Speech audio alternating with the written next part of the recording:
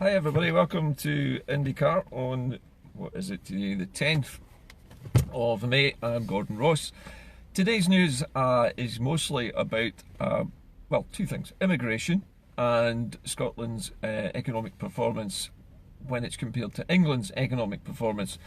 Figures today released have shown actually Scotland's doing very well, England not so well, but I'll come back to that in a moment. But first, immigration. Stories are appearing in the press today that say that the CBI, the Confederation of British Industry, and this is the organisation of big employers in the UK, has actually been telling the UK government that they will need to make some kind of special immigration level for Scotland that's different from the rest of the UK, for a very simple reason that wages in Scotland are a hell of a lot lower than they are in London. So imposing, as they have, the Tories have imposed the level of £30,000 a year as the minimum level of pay that an immigrant coming to Scotland would have to have achieved here. In other words, they'd have to get a job that was worth more than £30,000 a year in order for them to come here. It's just not good enough for the Scottish economy, which, because of, and the BBC loves to say this, our ageing population. Now, this is, before I go much further, this ageing population thing is a bit of a myth and a misnomer. What they really mean is the fact that there are not as many working age people around in Scotland, and the number of working age people is diminishing because the birth rate is not keeping up with the numbers of people who are retiring and living on to an older age because of improvements in health. So although we are ageing, it's not because we are becoming a burden on society that we need the immigration. It's simply because we haven't got enough people of working age to fill the jobs that are available. Now, coming back to this business of the pay levels that are required to meet the immigration requirements for the UK, Scotland's average pay rate is somewhere around the mid 24,000 mark. Now that's the sort of medium pay rate. Now remember, there are much higher salaries than that, but not so many of them, and a lot more far lower than that in the teens, 17,000, 14,000, things like that.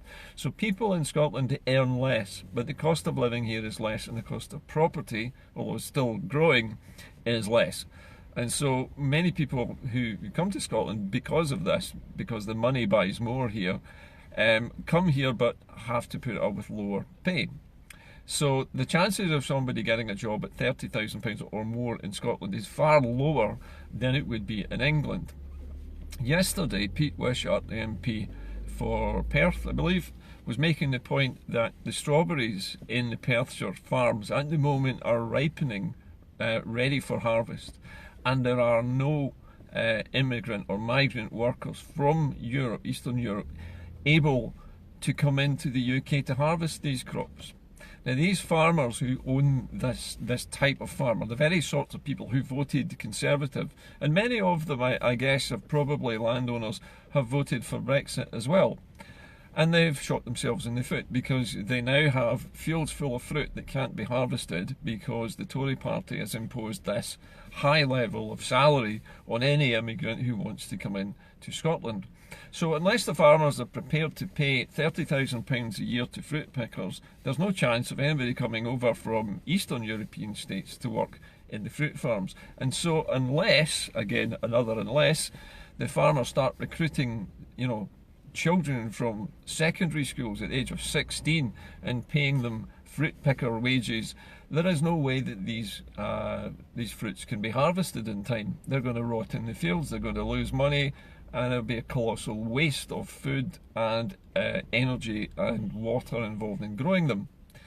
So there's the bind. The CBI now, having recognised this, definitely fires up a warning flare to the government, because when the CBI, which is, let's face it, very much full of Conservative voters, is starting to say there's a problem with the immigration system in Scotland, then the Tories need to pay attention. And that means Scotland needs a lower level of income set for anybody migrating to Scotland to work here, just simply because wages are lower. Now, having said that wages are lower brings me to the next interesting pieces of news, and this is that a kind of comparison between the way the Scottish economy and the English economies are performing. And because of Brexit not having happened yet, we can't really be certain about the figures and how they're going to pan out in the future. But what we do know about the general figures for growth in the United Kingdom is that they are hovering around or below 0.4% per year. There has been a spike in the figures for the first quarter of this year. That's from April onwards. And that they think has been caused by the fact that companies have stockpiled lots of stock and have rushed out the orders for the rest of this year early because of the fear of a no-deal Brexit, which is now, of course, passed. But that means now that there will be a slowdown in the growth of these industries because all of those orders will have been fulfilled. So there was an artificial spike, but the general trend in the UK is a downward trend of growth to almost nothing. I mean, 0.4% is bugger all, really, by anybody's standard. It's almost no growth at all. When you think that inflation is running at 2 or 3% and the growth rate is running at 0.4%, that means that the economy is not keeping up with inflation. Now, as well as that, we also know that the trade deficit, now this in England is the gap between how much you import and how much you export, has now gone much deeper. So they have a deficit now of over £43 billion. Now that's £43,000 million worth of difference between how much we export and how much we import. This is partly down to people panic buying things like cars from the EU before the pound drops in value too far and before tariffs are put on buying cars made in Europe. So a lot of people have imported cars in a hurry. So we've imported a great deal of stuff and we've exported, or I say we, England has exported very little, and so has this massive trade deficit. In other words, they are spending far more on imports than they are making from exports. Now the picture in Scotland is almost the complete reverse of that. Ever since records began, Scotland has made a trading surplus. It has never run at a loss. It has always come in on budget every single year, and every single year of its existence since records began, the Scottish trading companies, the companies who export abroad, have always exported far more than companies that are importing to Scotland. So we have always run a trade surplus. Now that means Scotland is running at a profit all the time. Last year, I believe it was about £2.3 billion. Now that doesn't sound like a lot, but remember Scotland is only 1/8 of the size of the United Kingdom in total. So we have a very small population which is extremely productive and creative and creates an awful lot of wealth and exports a huge amount of its products abroad. That obviously is going to be hurt by Brexit, and because of that, the SNP is launching their campaign to win as many seats in the European elections as possible on the basis that we are taking an anti-Brexit stance. Now I know people argue about this, that not all independence supporters are in favour of staying in the European Union. That's fair enough, but right at this moment, Scottish businesses which are making a profit and generating surpluses are in danger of being dragged down with the UK sinking ship. And even just to keep our head above water, if the UK does finally leave the European Union, independence is the only way to guarantee that that trade surplus will be secure and that Scottish exports will remain high and in fact should increase, because with the new Scottish currency being worth more, we'll have more buying power. And also our products are going to be a lot cheaper to buy in other countries. They're still going to be manufactured, but our costs will be lower because we'll have more buying power for raw materials and things like that. So it's an opposite picture, a picture of two countries going in diametrically opposite directions. Scotland is heading towards a green future at the moment. It's heading away from the fossil fuel industry, although they're still arguing about what to do with the oil. And England is very much kind of stuck in the past, and it's pursuing very much a blind Brexit at the moment. Nobody knows what will happen. And with the rising popularity of Nigel Farage as the most visible leader of the Brexit movement, and calling his party the Brexit Party was a good move, means that we are heading even further apart than we were before, and the very loose connections that still exist between Scotland and England are going to break eventually, because once Brexit happens and the bottom falls out of the market and the British pound basically nosedives off the end of the cliff, and everybody's savings are worth nothing, and their pensions start to drop, and their house values start to plummet, and jobs start to go, that's when people are going to start running for the polling booth to vote for independence. Right at the moment, nobody has any idea when that's going to happen. But, and again, this is another one of these high watermarks. Scotland is at the peak of its powers at the moment in terms of producing and exporting goods. It has rebuilt its own infrastructure. It's rebuilt all of its manufacturing industries out of the ashes left by the devastation of the Thatcher era. But the devastation of the Thatcher era in England was never actually cleared up. All that happened is England went down the road of white-collar workers and almost zero manufacturing, or very little manufacturing and exporting. Because of that, because of the fact that England has put all of its eggs in the financial services basket to a large extent, means that they have very little to rely on when Scotland and England separate and go their different ways. Scotland, on the other hand, has a very mixed economy with a healthy banking sector, but also pharmaceuticals, medical equipment, a chemicals industry, a buoyant still oil and gas industry, plastics industries, food, you name it, we've got it all. You know, we can do everything at the moment. And as I say, we're just at the beginning. And it's time really now for the Scots to start to take charge. But again, it's always waiting for this Brexit to happen, waiting for this pendulum to swing down and hit us all. It's hovering. It's been hovering since 2016. And unless England does something about this and actually Brexit, we will be Brexiting forever, and this chaos will continue indefinitely. Either way, Scotland has just under 2 years to get its act together and to hold some kind of ballot on independence, whatever form that takes, and to use the mandate that we have at the moment, which the SNP has promised that they will now do. They're going to use this mandate before it runs out in 2021. Which leads me to think that probably we'll be voting on independence next year. But again, so many things could happen. We've got Nigel Farage now riding is about the most popular politician in England at the moment. Nicola Sturgeon, the most popular politician in Scotland at the moment. Both of them pulling in completely opposite directions. Anyway, that's about it for the show today. But I just wanted to remind you all about the strength and depth that Scotland's economy has. We're not the weak partner here. We're not the ones who can't afford to be independent. It's England that can't afford to be independent of us, and England who can't afford to be independent of Europe either. The mistake they're making at the moment, we can't gainsay it. They won't listen to us. We're not being listened to, despite the fact that we keep saying, don't do this Brexit, it's crazy.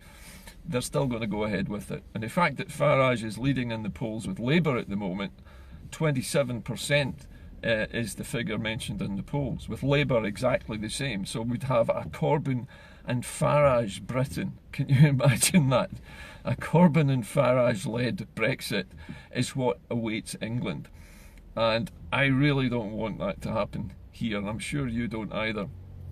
Anyway, such as it is, we're well placed to deal with whatever happens. And whatever does happen, Scotland is perfectly placed to go it alone. And even if every oil well in the North Sea were to dry up tomorrow, we would still be making a £2.3 billion trade surplus.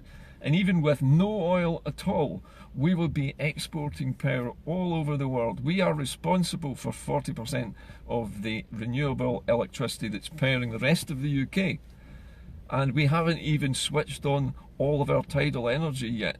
We have about 100 more tide turbines to put in, and when they go in and they start producing, we'll be able to power about 2 or 3 countries. Just think of that. Now that's going to be worth billions and billions of pounds to the Scottish economy.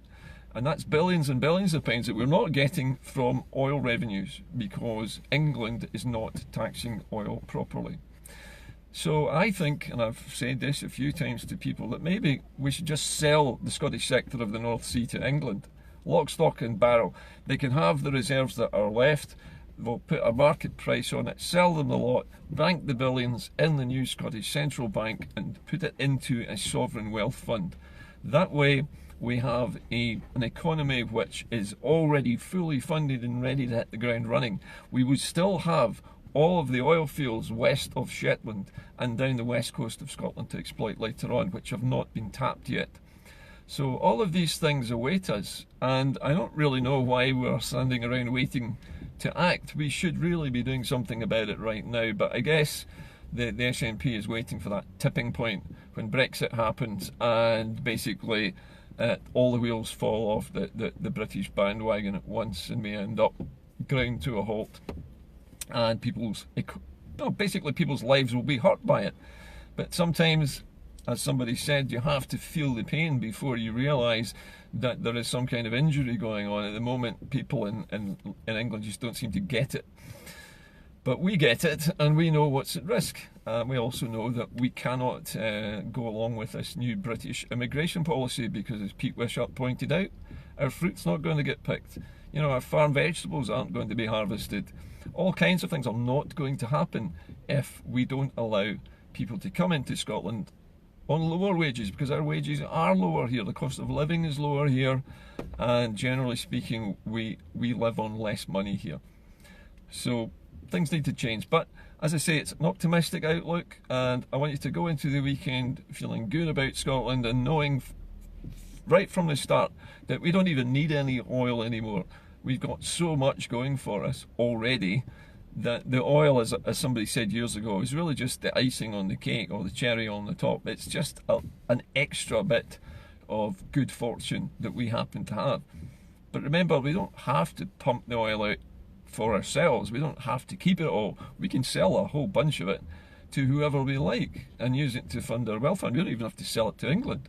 You could sell it to America. You could sell it to Norway. I mean, Norway would actually probably be the major partner for Scotland in helping to market its oil, because the Norwegians have their own national oil company, which Scotland could buy a stake in, and we could operate it together. Statoil could become a joint company in which we could sell our national oil assets the way that Norway does and take taxes on them. There are so many things we can do. Oil isn't essential, remember. It's a part of the mix. But there are so many other facets coming that they are too numerous to count, and our economy is so buoyant and growing faster than anywhere else. We've got better NHS, we've got more GPs, we've got more police officers, we've got better paid teachers, we've got better paid nurses as well than anywhere else in the UK, and we keep working on improving things, and that's why people like living here. I guarantee you that more English people will immigrate into Scotland than Eastern Europeans even, because once things start going belly up down there, down south, after Brexit, people will realise very quickly the mistake that's been made and will again vote with their feet. They'll come running across the border into Scotland looking for not asylum but a new life where they can afford to live and where there's jobs and where they're treated properly and where there's a health service to look after them. Okay, I'll go. Have a great weekend, everybody. As usual, keep me posted on any unusual stories that you hear or anything that you think I should be covering that isn't getting any attention in the mainstream media. I'll probably post again on Sunday when I get the chance, but until then, have a great weekend. See you later.